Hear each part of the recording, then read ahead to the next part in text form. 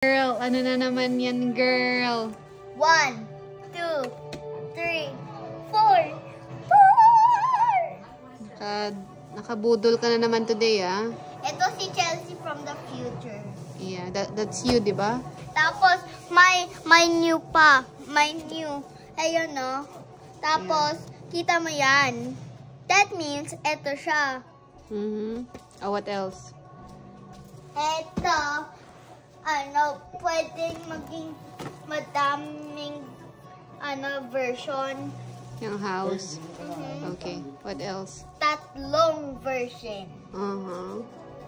I think that's the version of, Lego version ng Barbie house.